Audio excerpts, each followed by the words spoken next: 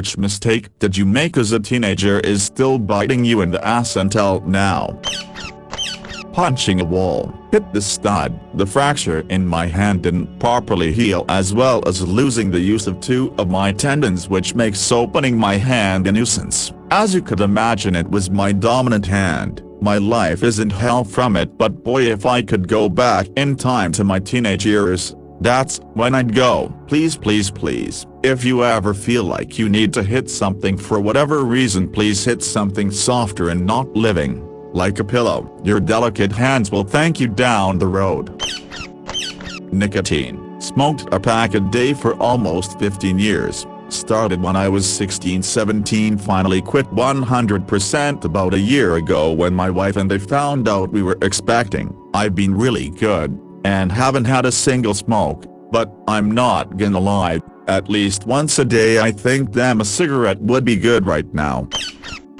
I have a very uncommon name, like the only person in the world. I said some silly stuff on Twitter in 2009, can't take it off. I tried everything, I just can't remember the password. I even have a file of all the possible passwords I've attempted, around 100. And I can't crack it. I don't have access to the email. It was in Global and the account is gone. I tried contacting Twitter and they can't do anything. I just don't get why the profile is up when I literally posted the tweet in 2009. The tweet isn't even bad. It's a silly expletive phrase, but I'm applying to medical school next year and just want it removed. Edit, if anyone from Twitter sees this, just please fucking help me. For the love of God, I just want my account from 12 years ago removed. I'm literally the only person on the planet with my name. Edit 2. I'm going to risk it now. Don't really care about revealing myself as my Reddit profile is ... semi-safe. The username is @ final edit. Alright, fun's over lol. Thanks to those who reported it. I said some silly stuff on Twitter in 2009, can't take it off. At least yours is on Twitter, so maybe one day you'll be able to recover your account. My stupid comments are on Usenet, which Google indexes. It will come up long after I'm dead. If anyone is searching for me, and like you, I am the only person in the world with my name. Sharing needles with other people. When I was 16, spent the next 40 years with hepatitis C and did 2 unsuccessful interferon treatments that lasted a total of 22 months. Fortunately, got cured in 2015 with an anti-day treatment of Harvoni, but still, I spent a lot of time effort during some very important years trying to get well. It's not so much of an issue now, but it really bit me in the ass when I tried to make it on my own. I was incredibly lazy and unambitious. I didn't have any job experience, any extracurricular activities, no hobbies, no clubs. I had nothing going for me. It's pretty hard to get hired based on nothing but your own assurance that you'll do a good job. Just remember that employers are after people that have lived and interacted with people in the team world. Make sure you're experiencing things, not just spending your days at home on social media, or playing video games. Join a debate team, learn an instrument, volunteer, things that you can put in the interests section of a resume that make you a well-rounded person. Yeah man, I fucking wrecked my life with heroin. Fentanyl. I'm in a long-term rehab right now, been here 8 months. 11 years of misery and self-hate. Edit, thank you everyone for the kind words. I've tried quitting before but never wholeheartedly committed. I'm finally all in and doing whatever will save my life. This needs to be the end of this horrible chapter. I'm fortunate to still have my family and true lifelong friends in my corner supporting me. Everyone else struggling, I hope you make it through, and like others have said, we really have to figure out how to love ourselves again. For those that lost a loved one to addiction, I'm so sorry and I empathize with you. My father passed 3 years ago on Christmas, and even that wasn't enough to make me stop. It's a powerful fucking demon. I did heroin for 6 years, Hated it the whole time. I tried 100 times to quit and it failed. One day I walked into a methadone clinic. I thought it was another Suboxone doctor, but I was wrong. I spent about 18 months on methadone, taking the dose from 15 milligrams up to where I didn't need to get high, around 115 milligrams anymore, and then down to zero again. It fucking changed my life. Clean every day since. In my job for 6 years now. 2 kids, 2 car leases, just bought a house. My life is amazing. You can do it, bro. Edit. I appreciate the awards and kind words, but the guy I responded to could use it more, so please send positive vibes that way. Type. Good for you, bro. Methadone saved my life as well. I haven't used for 8 years. It was a journey, but here we are. Edit. Wow, thank you for the platinum, kind stranger. You just brightened up my evening. I love hearing stories from people who've come back from the brink of destruction. Life is beautiful and we are all in it together. We can all learn to cope with our traumas in a healthy way and live fulfilling lives. Reach out to your fellow brothers and sisters, people. Sometimes people just need to know that other people do care to hear their story. Life is too short to waste. As someone that successfully accrued about 4 years of heroin-free living, I'd ask that you please continue to be kind to yourself throughout this process. For me at least, overcoming the shame and moral dissonance that came with the recovery process was an enormous source of pain, frustration, and regression. In some ways it still is, but it's certainly gotten better. You are worthy of love. You are worthy of change. You are worthy of a happy life. Hang in there, brother. Studying is like exercising. The more consistently across more days you do it, the better off you are. If you work on every class for at least 10-15 minutes a day, you'll suddenly go from being behind to being ahead really fast. Likewise, you'll save a lot of time because procrastinating then cramming is a very time-inefficient method of getting things done. My friends were all really proud that they'd pull all-nighter studying for tests. I actually put in less time during exam week than any other week in the semester and didn't have to study for exams because everything was already built out so well. Edit. Also go to every fucking class. The whole idea while attendance isn't mandatory so I can skip today will fuck you up. If you only attend half the classes in a semester, you have to study twice as many hours as normal to make up for it. I had to take half days off for a week straight in 9th grade because I was coughing up snot in the morning. I could not reasonably deal with it while going to class, so I stayed home, half the time dealing with it in the morning, half the time waiting until I couldn't take it anymore, and going home. And it was extremely frustrating trying to make up work. And this was 9th grade. I hate missing class for that reason. Online school was so helpful when I was sick, and I hope teachers at least continually post class stuff online. Edit typos. Got caught, front row, in front of a gigantic speaker at a music festival, wasn't wearing earplugs, stayed for the one band, but ditched over the rail soon after due to the ear pain. Luckily that incident made me realize that I needed to wear them every time. I have permanent hearing damage from that short stint in front, but it could have been much worse. It's only slight hearing loss. Not only are earplugs at concerts just a good idea, they usually improve the sound quality. After a certain decibel level is reached, things just become distorted. Wearing earplugs, at least in many situations, makes it so you can hear everything more clearly, while still being able to enjoy the sonic vibratones that ultra-loud speakers accomplish. There are a lot of earplugs specifically designed for concerts, and they're not very expensive at all. Anyone reading this who is a consistent attender of live music events should immediately look into buying a pair. Every concert venue could spend $100 on an industrial-size vat of them, like 1,000 pairs, and sit them behind the bar with a sign that says free earplugs, and the goodwill it would gain them would pay back their investment tenfold. It would also help save the hearing of their customer base. Not asking my parents for help with finding things I really enjoyed doing. I think maybe if I'd joined a chess club or something like that, I'd actually have had a lot more fun and made some friends. I was really lonely for a long time and it wasn't easy to make up for the lack of social development during those important years.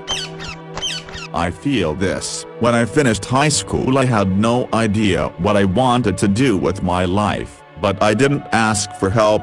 I just thought it would come to me like it did with my other friends. Later I found out they got loads of help from their parents suggesting stuff and trying stuff out. I know my mom would have definitely helped me but I was too stupid to ask. Set me back a couple of years I reckon. But it's a valuable lesson to learn and for sure I will keep an eye out for it with my kids in case they inherit my stupidity.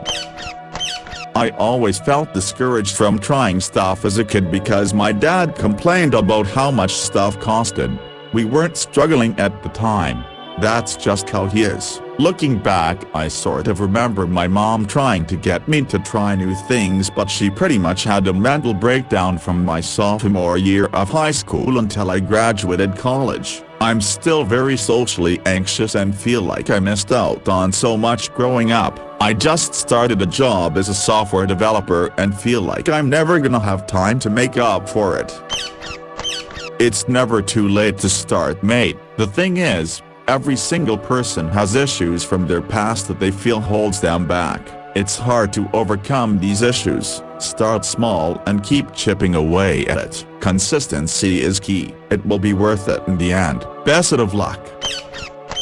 My mom was always too scared I'd hurt myself during PE class in school, so she always would write me notes to give to the gym teacher that I couldn't participate in class. Every single day, I wanted to tell my mom I wanted to not just participate in class, but that I also wanted to play sports, but I didn't. That's my mistake. The last time I exercised was probably 12 years old. I'm 27 in a few weeks and my body is like that of a 55-year-old man. I can't stand up straight, my knees are killing me.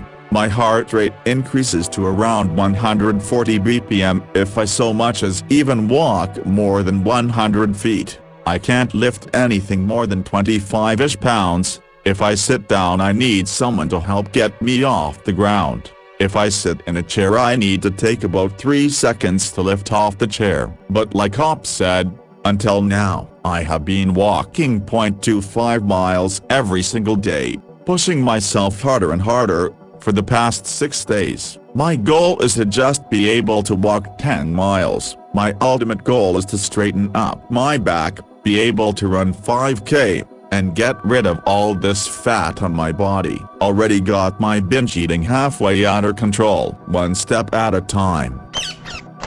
I foolishly took out a private student loan from my wife about 8 years ago and I finally paid the interest down to just under what was loaned. I've been making full payments and more for over 4 years. Sally Mae is barely better than being literally mugged and beat half to death. It's the payday loans of student loans.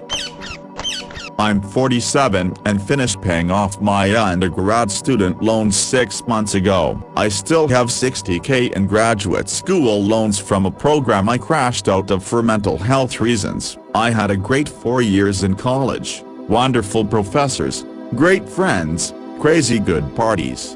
But it was terrible for my long-term finances.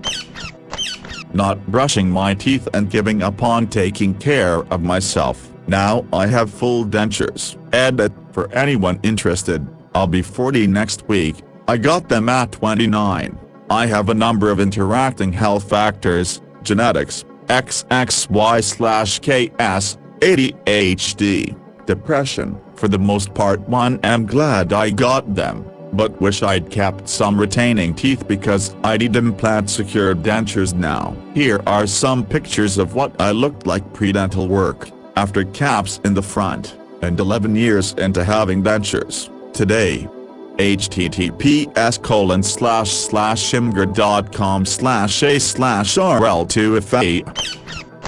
I started smoking I want to go back and shake 15-year-old me who thought buying cigarettes with my lunch money would cause weight loss. I am 50 now, and quit smoking when I was in my mid-40s, but the damage done to my lungs and heart is permanent. I got a fitness watch 3 years after I quit, and it says that my fitness age, based on VO2 and exercise tolerance, is still that of a 70-year-old. Even though I exercise every day. Edited to add, for those struggling to quit, feel free to skip everything below if you're not a smoker.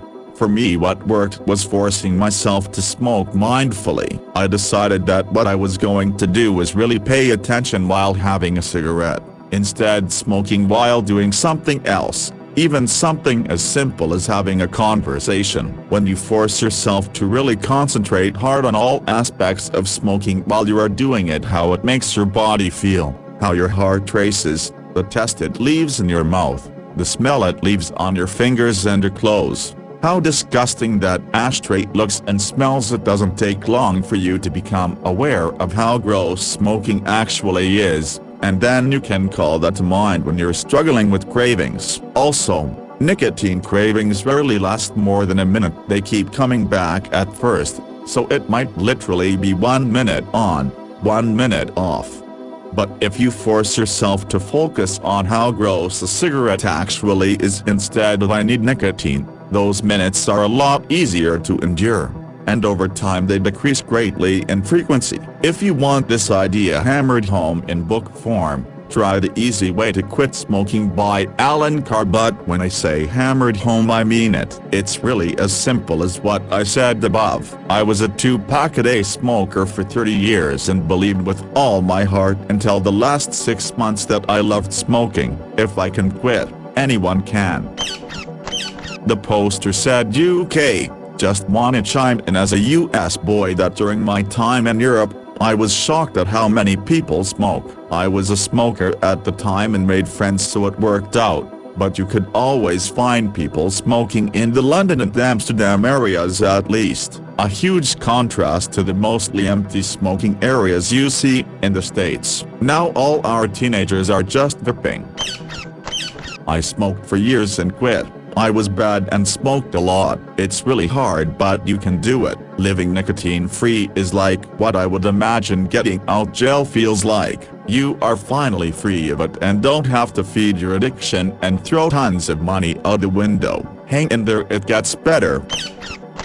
That was my experience as well. Math wasn't great. I had some scary test scores, but in the end, by the time the term ended, it always clicked for me. Until calculus, it never really did click. I got my only C in that class in high school. I had to take it again in college, business calc, but it ended up being the exact same class, and snuck out a B. But, like, I never got it. I skated by with rote memorization and gut feelings and never fundamentally understood what it was I was trying to do. Why am I plotting a graph? I've never had to do that with math before. And suddenly we're doing it and I don't know why. What does it mean? Why does this equate to that? No one had answers for me, and so I never grokked it. Edit. Hey, guys. I know you mean well, but your links and explanations aren't going to help me. I am old and well past the point where knowing calc will make any difference in my life. I'm good. Also, your explanations aren't really helping. Starting to smoke. Did it because I was out with a girl who offered. Also, because the Rolling Stones were smoking in all their pictures and they're cool as fuck. Now, almost 20 years later. I wish I had a fucking time machine. Impressing that girl didn't end up mattering at all, and while, yes, the Rolling Stones do in fact look cool. Emphysema does not. I never learned how to actually do my work without procrastinating. Edit. I had no idea this would take off. In a wild coincidence, I'm actually being tested for ADHD this week. I'm in my 30s. Thanks everyone for the replies. Just knowing I'm not alone helps tremendously. I was just over halfway through uni and would do stuff with however many hours it would take left plus a few extra cushion hours. Then randomly I decided to change, largely due to group projects, and do stuff within a day of it being assigned, and the last half of most upper-level classes where it's largely big papers is so chill now that I never have anything to do.